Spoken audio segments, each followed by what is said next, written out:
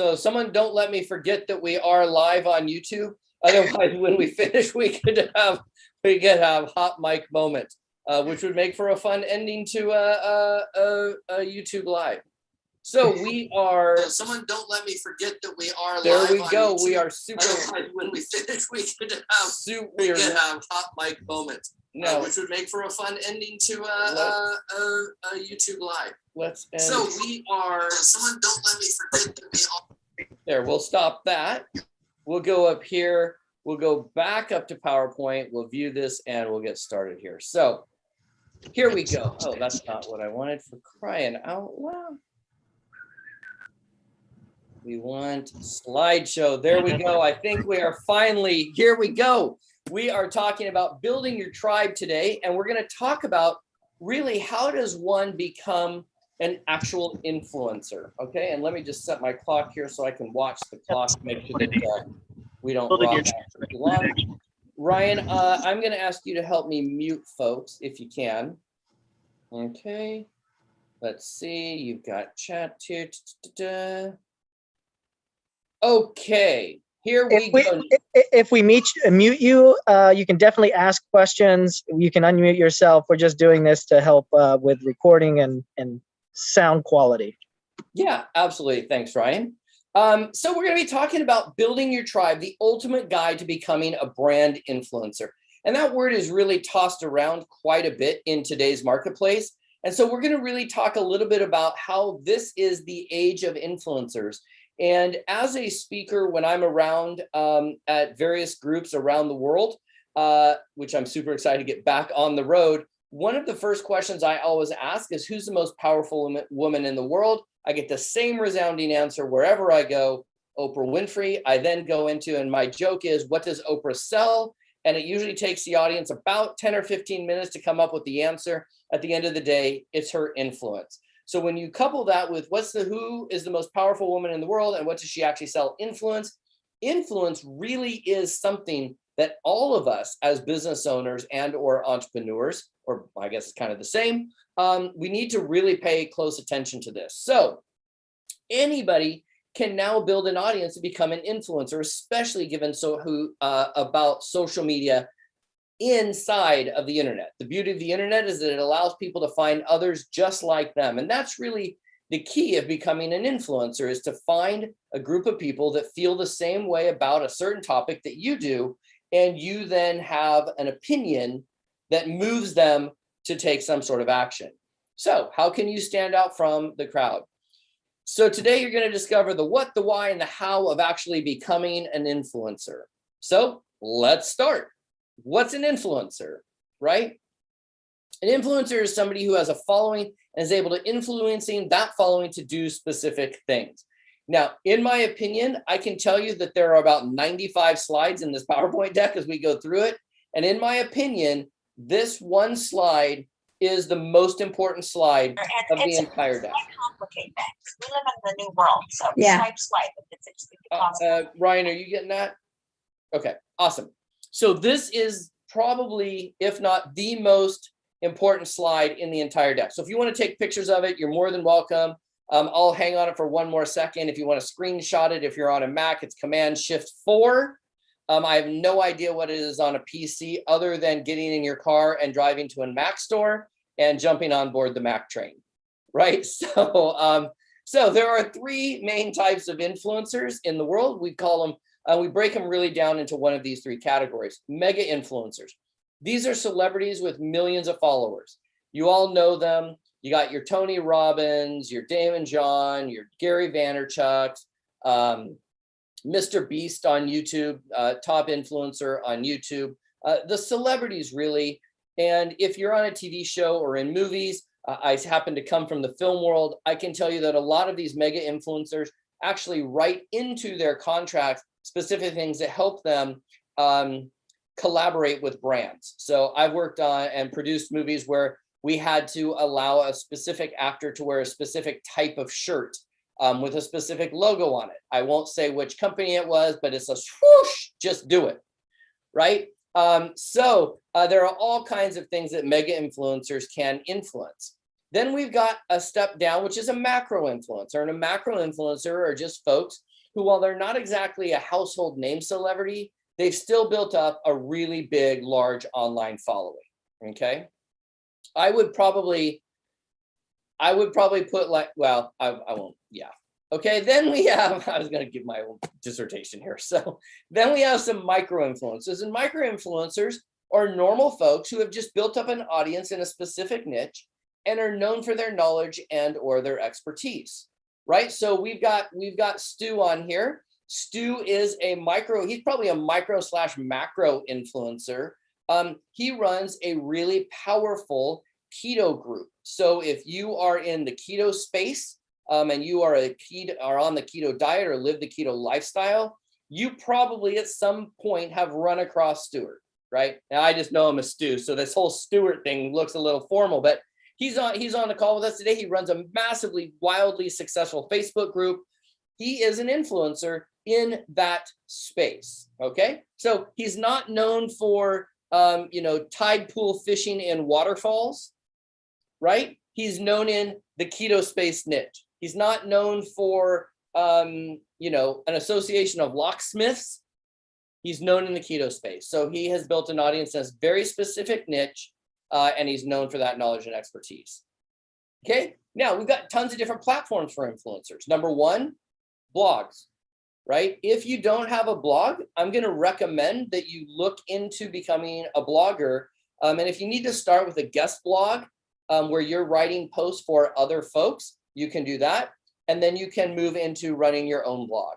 One of the things that we do for our Platinum Inner Circle members is we have a community blog. So we have a blog called Expand the Business, and we give those folks that are part of our mastermind group the ability to give us content, and we'll publish it on our blog, helping everybody become an influencer, right? But you can do the same thing. If you want to create, like even something so much as like the Huffington Post. Most people think the Huffington Post is something that it really isn't. At the end of the day, the Huffington Post is a blog where they let people, once you're approved, you can write content and be a Huffington Post content creator. And there's some cachet to being a content creator for HuffPo, right? Or Huffington Post. Number two, YouTube. If you are remotely engaging, YouTube might be a great platform for you. Now, I can tell you for me, I don't think I'm that engaging on camera, but one of the things I love about YouTube in today's marketplace is it would allow me to compete with someone like Stu in the keto space if all Stu had was a blog. So if Stu had a keto blog and he was writing a bunch of content, right? I could compete with him to get on Google's page one via YouTube simply because videos get pulled into pages in Google because YouTube is owned by Google. And there are far less videos as written pieces of content. So now it gives us the ability to compete with the big boys and girls if we so desire, okay? Number three, podcast. I don't know about you guys. Podcast is something that is a platform that I love listening to. The average person that listens to podcasts subscribes to just 7 podcasts. They might listen to a bunch, but subscribe to 7 podcasts. Well, how many of us have been out on walks or on hikes or at the gym or somewhere where we're listening to podcasts? We're taking in that information in one modality, which is auditory. Podcast can be a great way. Now, let me just give you a little insider tip here. If you're going to do videos on YouTube, you could also do a podcast very easily, especially if you use Zoom as your platform of choice to record your content. Because when you do a Zoom video, if you have an account, you know this already, you're actually sent the audio and the video separately, which means that you could, or for example, we could take this today right here. As you know, it's going on YouTube. It's being recorded on Zoom. I can literally pull the audio after this and we can put it up as a podcast episode. So now it gives us the ability to take one piece of content and spread it out over 3 different platforms, okay? Social media, another great place. Again, I mentioned Stu just because he's right here on my screen. Stu is in the keto space on Facebook. That is his social media platform of choice. Number 5, email. Now, My Platinum Inner Circle members that are on here are over me talking about the importance of email, but I will still beat it until an inch of its life. And that is because currently, after all of the fanciness that's going on, email is still the #1 converting methodology for people to actually buy stuff. Okay. Plus, if you build an email list, that is an asset that you own and you can use for plenty of different purposes. When you come up with a new podcast, you can send an email out telling everybody to go download your podcast. If you create a new video, you could send them to YouTube to watch that, or you could even tell them about a new post that you wrote in Facebook. You could offer them a new affiliate program, so on and so forth. But you definitely want to build an email list. If you're not building an email list currently, then my suggestion is take 5 seconds, private message Ryan, and just say, hey, would you spend a few minutes with me talking about building an email list? Ryan is one of the best in the world at it. He's built databases of hundreds of thousands of people. He helps all of our Platinum Inner Circle members kind of get up and rolling and started. So he's kind of our dude in charge with that. So just private message him. He'll be able to set up some time to chat if you want. In precursor, there is no over communicating in email. Just so if anybody's like, oh, do I need to schedule this? Where no, email as frequently as possible. Yeah, absolutely. We could do an entire, Ryan, we should just put on our calendar. Let's do one of these just around email, because I think it's really important. You may not get the memo, but we are. Oh, okay. Maybe they we got it scheduled. This is what's really cool when you got a great team around you is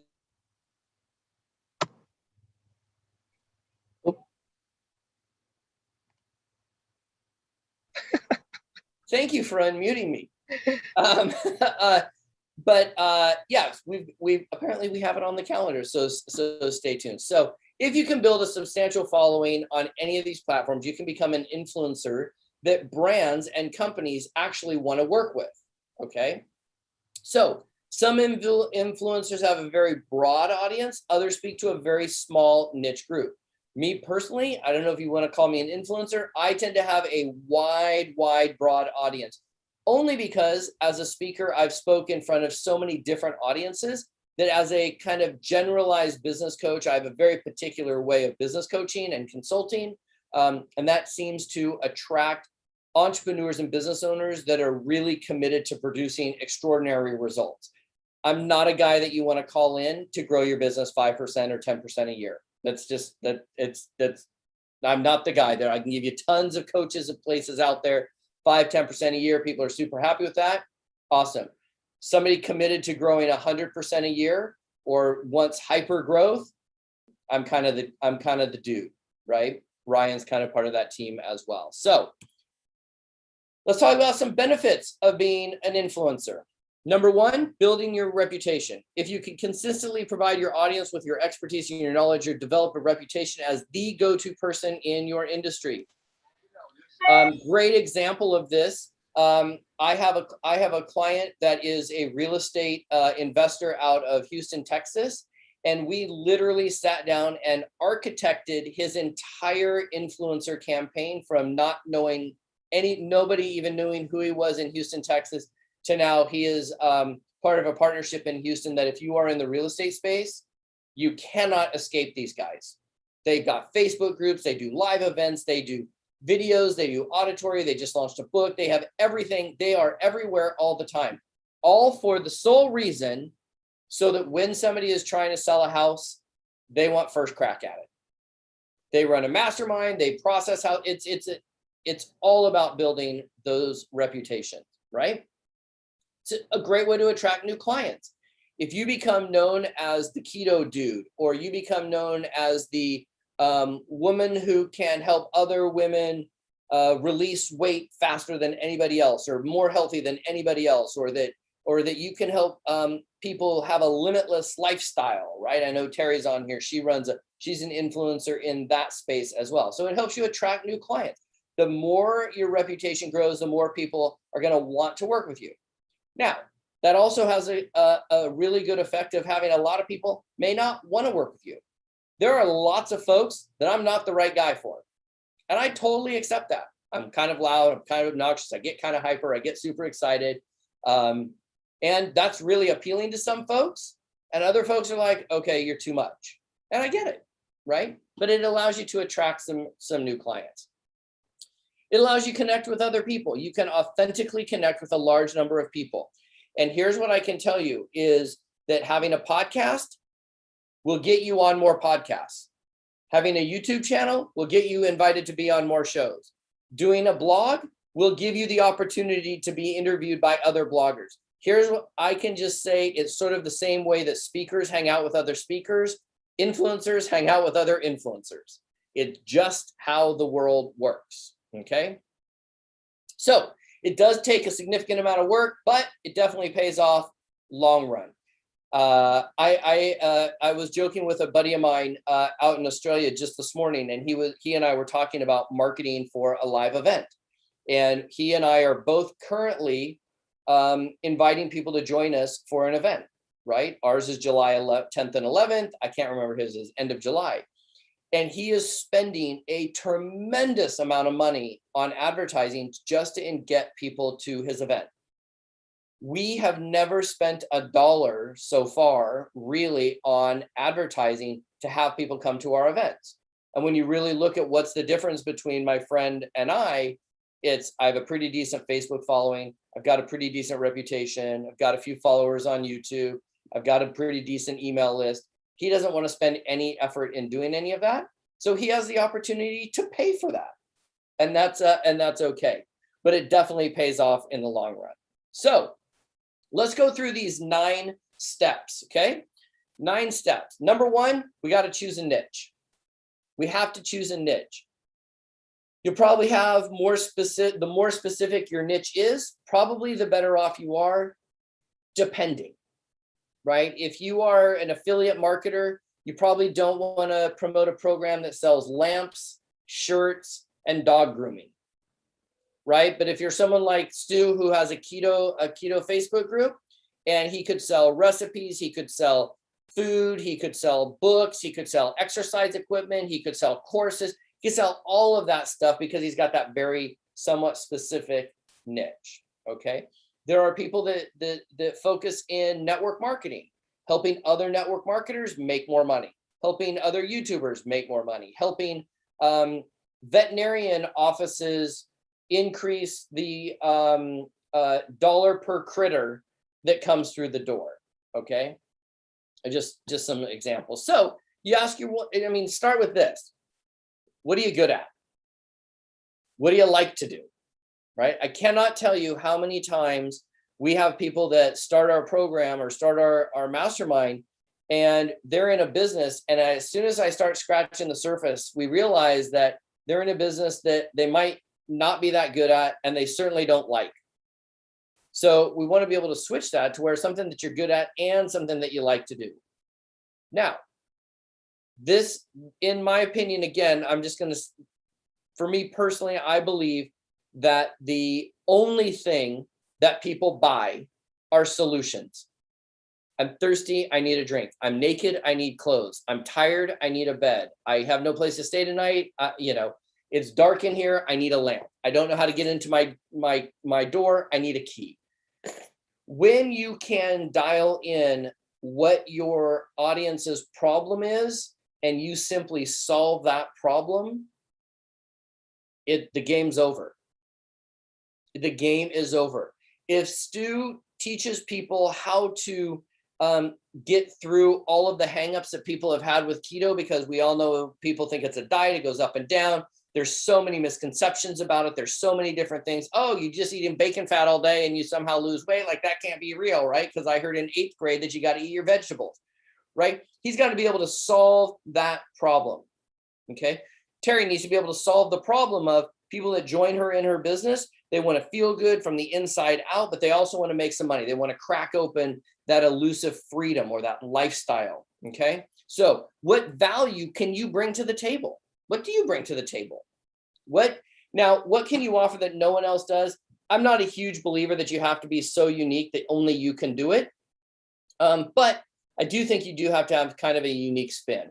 For us, our kind of unique spin on our mastermind program is, number one, we have a very unique way of teaching and training goal setting that just busts people through every belief that they have in their own business. And we sit at the intersection of transactional and transformational business, right in the center. Okay. So what are your unique skills? What do you offer that maybe nobody else or the vast majority doesn't offer? Okay.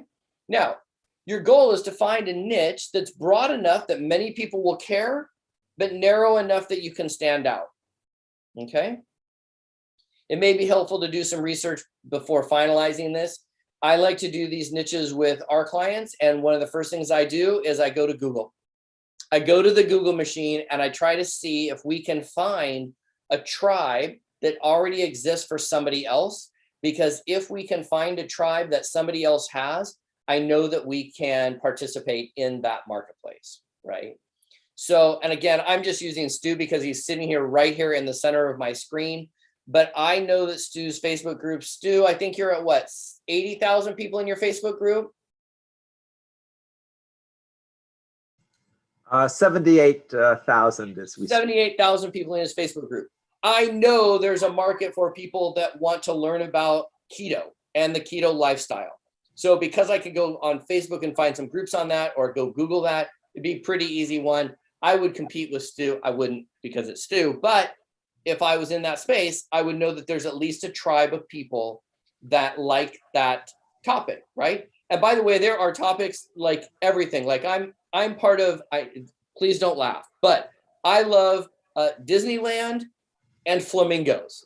Call me, I don't know why. I find flamingos fascinating. Well, there are dozens of Facebook groups for flamingos.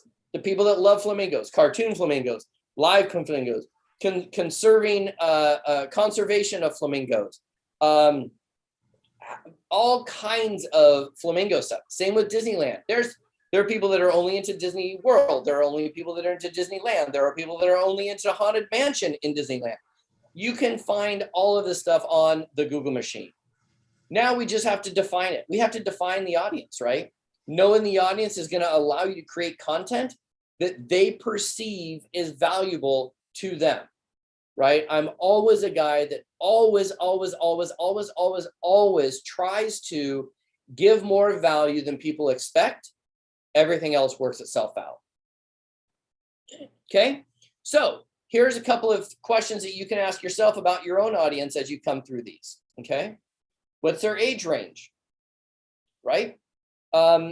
This is huge. And my suggestion is when you're answering these questions, you want to be realistic. This is not the time to futz around and make stuff up.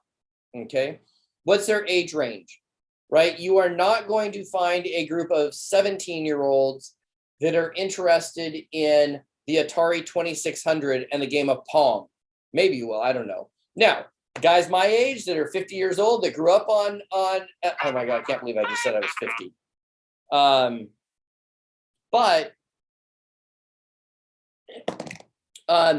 you want to find out what their age range is. What are their hopes and dreams? What do they fear? What motivates them? What do they want out of life? What do they have as struggles? Who do they look up to? Who do they dislike? This could be huge. Who do they dislike? Who do they rebel against? Okay. Whose opinions are they influenced by? Where do they go for their information? If you're not sure, ask. I do lots of surveys on social media and find these. I get a lot of information just by asking questions. Okay. Now, here we talked about flamingos. We've talked about Disneyland. We've talked about keto. Another way is to go join a bunch of Facebook groups or LinkedIn groups or follow some YouTube people and pay attention to not necessarily what the influencer is talking about, but what are the people that are commenting, liking, sharing that content? What are they asking? How are they responding? What are they discussing? It's one thing to have the influencer discuss it. It's a whole nother thing to have the relevant audience. And if the audience is discussing something that the influencer is ignoring, that is an opening for you to step in and start to discuss it. Okay?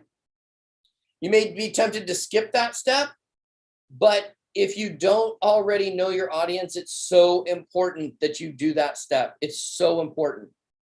Okay. Step 3, pick your platform. Choose one or two platforms where you're going to focus most of your attention. There is no need to go on 97 platforms to start, right? For us, it's YouTube and Facebook. Everything else we do, we ask ourselves, how is this influencing Facebook and YouTube? Now, I could give you a 10-minute dissertation on why I chose those two. I'll skip that until our next one. But for us, those are the two we use. Okay. Now, if you aren't sure, go back to your audience. Where is your audience actually hanging out? I didn't say where do you like to hang out. Where does your audience like to hang out? That's where you got to play.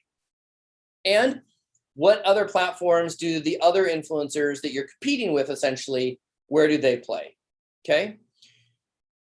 Now, you might also choose a couple of smaller platforms that can support your larger platform as an overall plan, right? So we said we use Facebook and YouTube. We also use Clubhouse a little bit. The reason, I want to be able to have real-time interaction with people, especially during shutdown, to find out what people are really interested in and have human interaction. That feeds into that. We use a podcast and a blog as supplementing platform. We use Twitter a little bit as a supplementary platform, but our main focus is YouTube and Facebook. Okay. We drive everybody back to Facebook. We even did it when I started this whole thing. I said, join our Facebook group. If you came here and your primary focus is LinkedIn, you probably were like, I couldn't even really care less. Stu, who plays on Facebook, probably went, oh, good, another Facebooker, right? So you use those supporting platforms like this, Meetup, whatever, to drive back to your primary platform. We got to spice it up a bit. Ay, ay, ay. I don't know why I added that sound effect. I just felt like it. So number one, you make sure you have a great profile, and your profile is the first thing that people see of you. Great cover photo. A little trick that I found that has worked tremendously well is when you are in a Zoom room like this and you've got chat going on,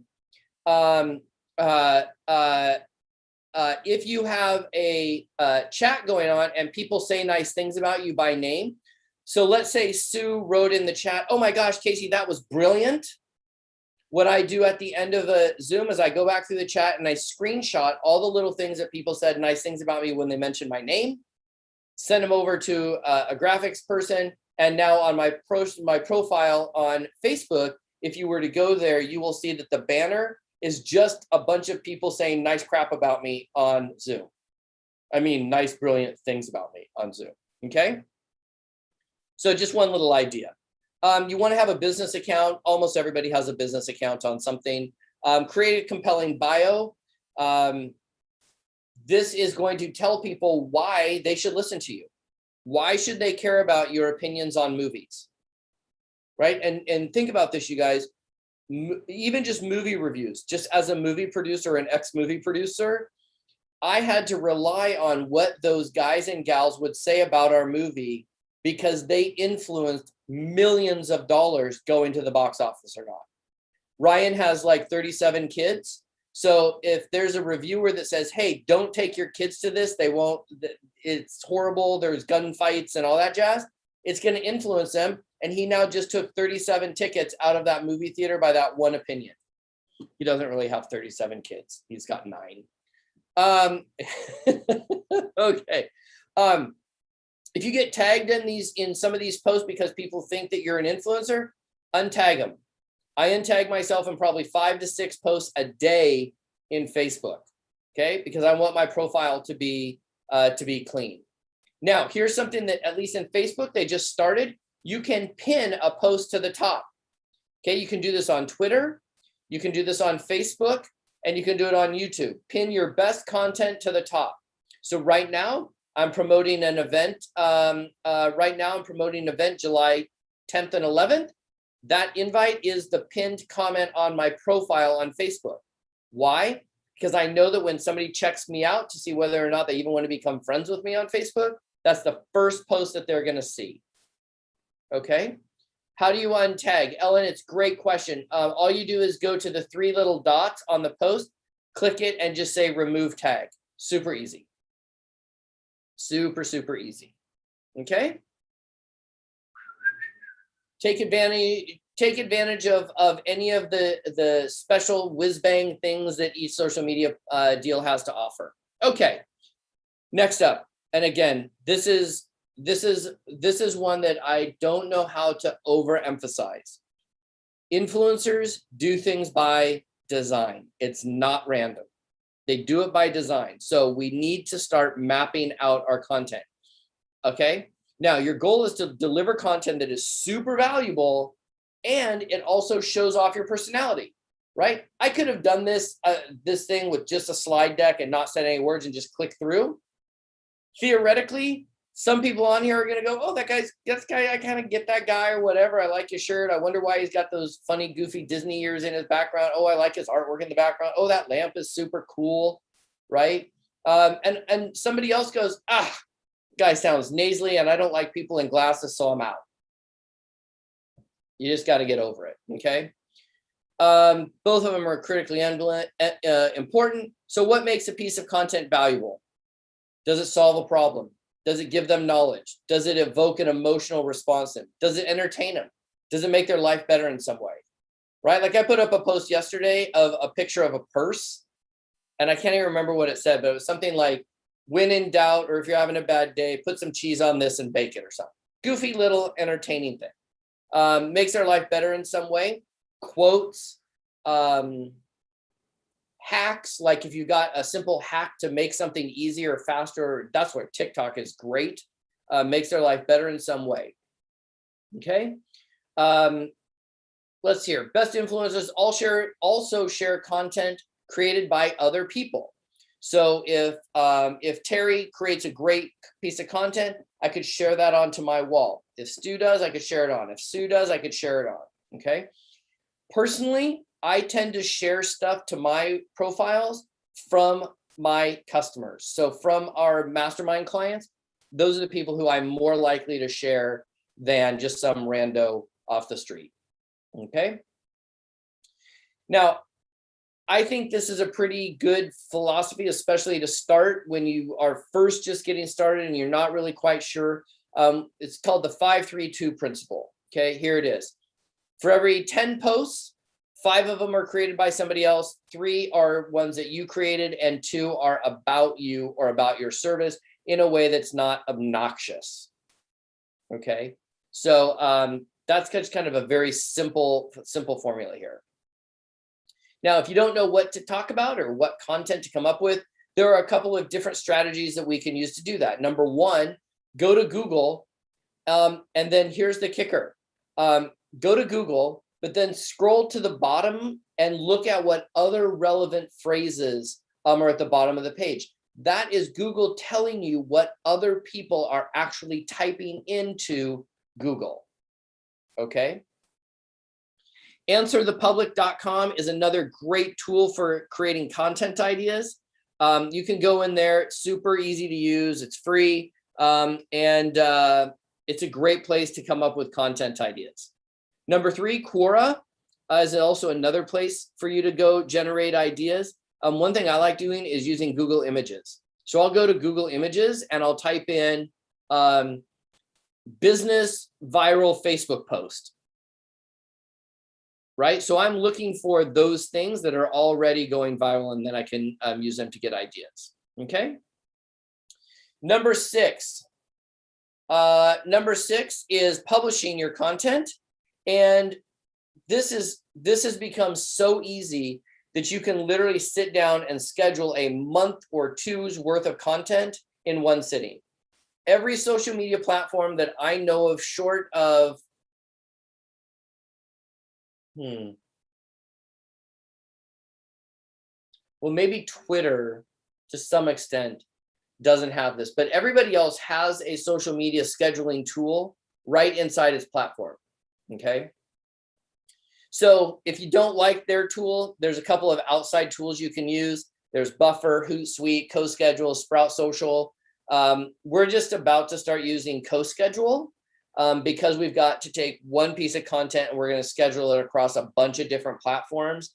But if you're really only using one or two platforms, just use what is inside. Just use what's inside there first. Terry says she loves Tailwind.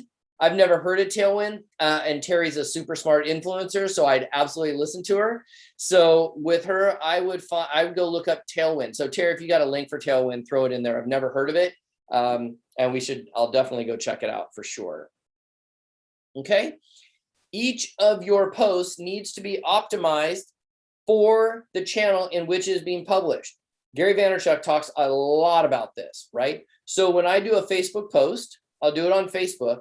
But then if I'm going to take that same post and I'm going to go put it, say, on LinkedIn, I might add a phrase that says, hey, LinkedIn folks. So make it applicable to that particular channel that you're actually publishing it on. Okay.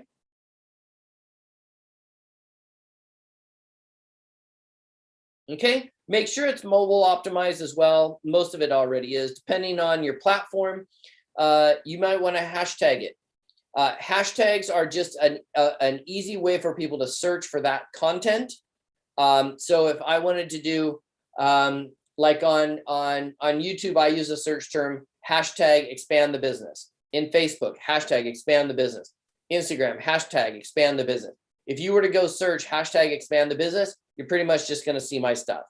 But I could tie into a bunch of different business hashtags as well if I want. Okay. Now, engage with your audience. So important.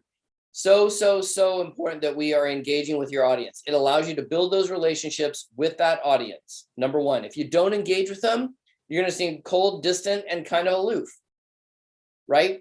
On the reverse side of that, somebody that interacts with their people that took the time to comment on their posts, that shows a level of respect for your fans, for your followers, for your tribe. And I realize it can be super difficult, but for example, if you run a Facebook group, it shouldn't be too hard to go in and leave a comment on everybody that took the time to participate in that Facebook group. Unless you're student, you got 78,000 people, then it gets a little obnoxious. But that's when you bring in a team to help. Okay. Yeah, Facebook algorithms love it too. So it's a win-win. Yeah, to Ryan's point, the algorithm is who we play for in the eyes of these social media content.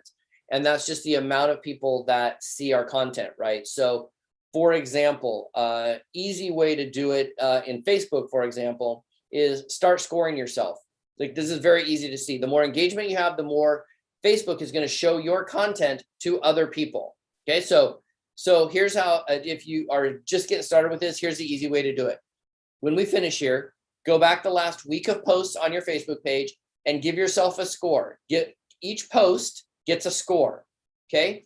That score is comprised of 1 point for every like, 2 points for every comment, and 3 points for every share. Your goal is to always be increasing the score of each post, okay? Now, if you want to get super down and dirty in the weeds with this, start keeping track of, are your video posts getting a higher score than your text posts? Are your picture posts getting better scores than your videos? And then you can start to adjust. Now, I realize, like, I'm hearing myself say all of this, and I realize that there are probably folks that are going, oh my gosh, this is so much. I just want to play on Facebook. That's cool. But being an influencer allows business to come to you versus you having to go out and struggle to find business. That's kind of the end of the story on that, right?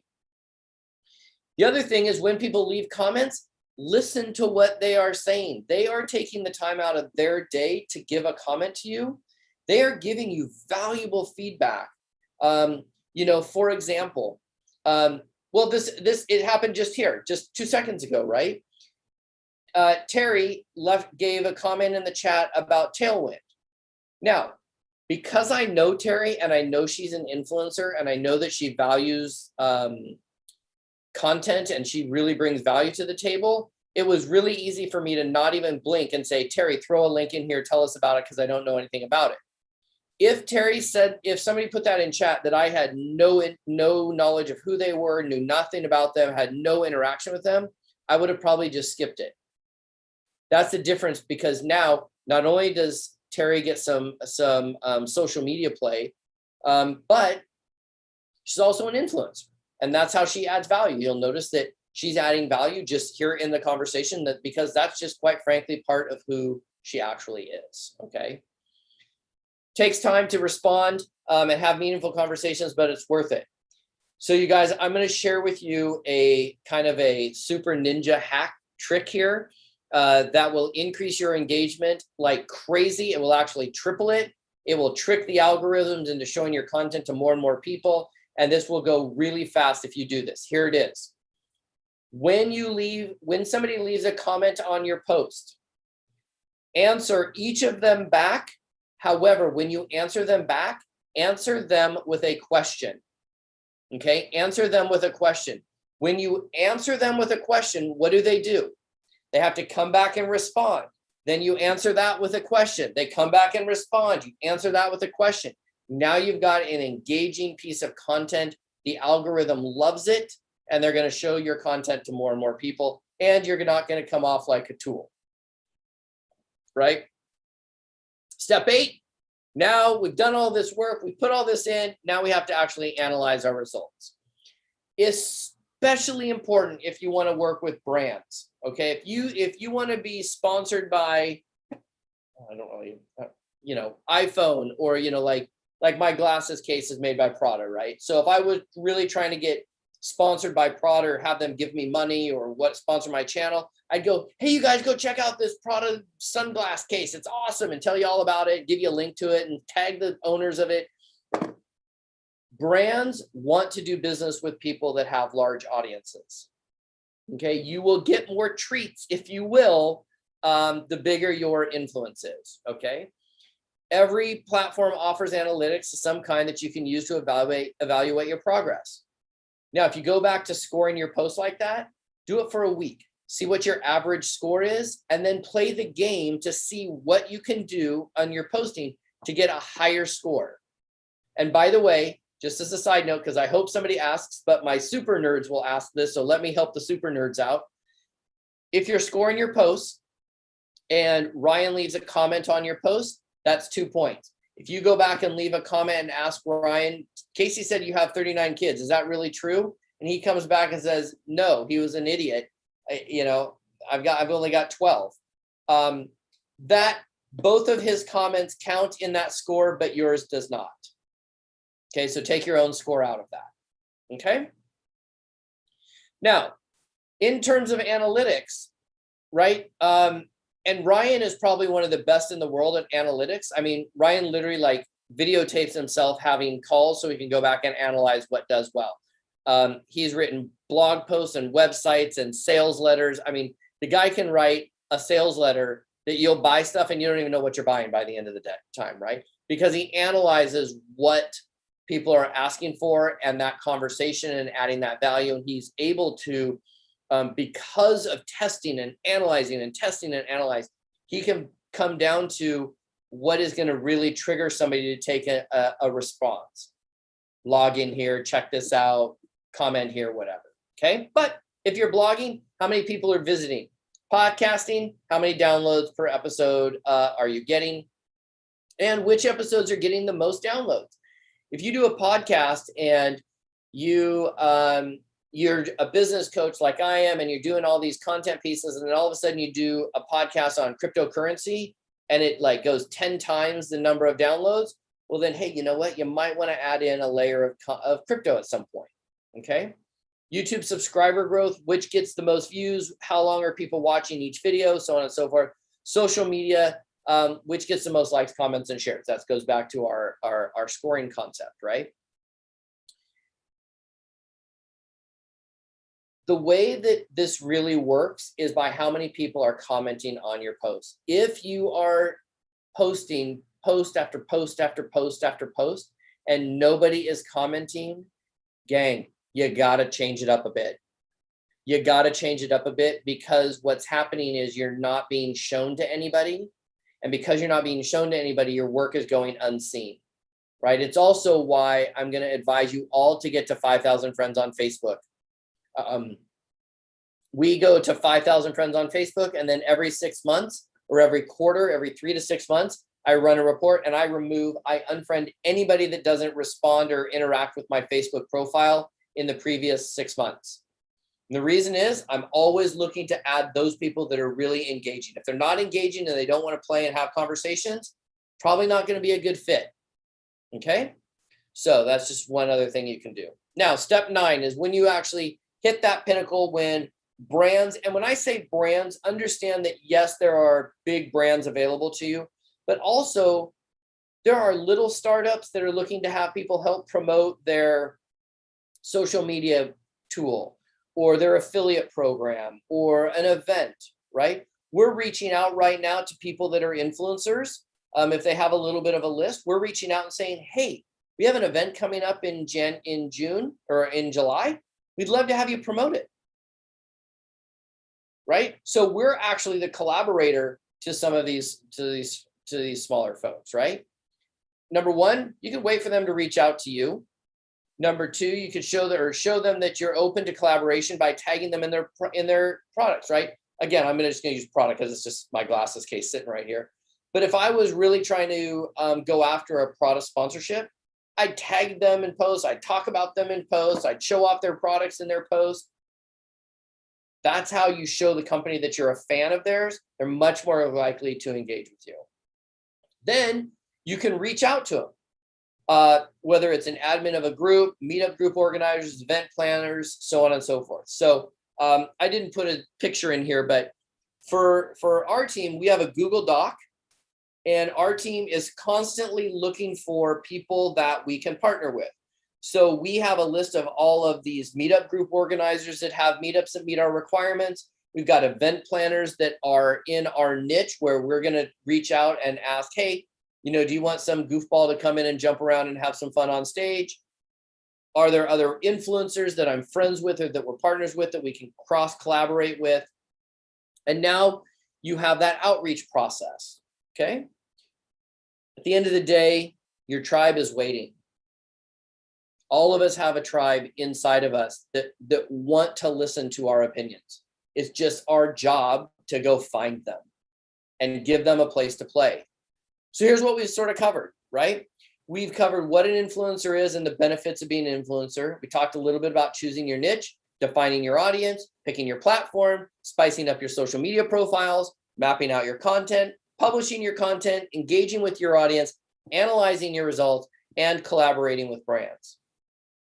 It does not happen overnight. It just doesn't happen overnight. You don't you could buy into it a little bit on some level, but you don't start a 78,000 person Facebook group like today. It takes time and it's a lot of effort. However, consistency is the key to growing this over and over and over again. At the end of the day, it'll be worth it. And here's my definition of worth it. If you were to ask me what is the one thing about business I don't like, it's picking up and dialing the phone. I know that's where the money is made, but I don't like dialing the phone. Everything we do in our business is designed to make my phone ring, so I answer the phone. Still having the conversations, just for me, I don't like dialing the phone. I like answering it. That's what worth it is, right? So here's what we'd like to do. We would like to invite you to come to our event in July 10th and 11th. It's an event called Networking Riches. And this link will work even after that. It'll just roll right into our next one. So there always is a Networking Riches kind of on the schedule. And we're going to really talk about the fundamental skill set of networking, how to network, where to network, and a step-by-step formula, 1, 2, 3 blueprint strategy to actually have the networking energy that you put out result in 2 things: making you more money and saving you heaps and heaps of time. Okay. And you can check that out at Mega Meetup Mixer, and Ryan will put that in the chat as well for you. Okay. Here's the thing. Your tribe is waiting for you. Now you just have to go find them. I want to just take a moment and say thank you so much for being on here. Ryan, I thank you so much for being a partner in this and really creating this and working right alongside us in helping people really get through some of these harder things that they need to navigate through in growing their business. So it's awesome to have you as a partner. I want to just say, I'm gonna stop the share here. We've got this rocking in here.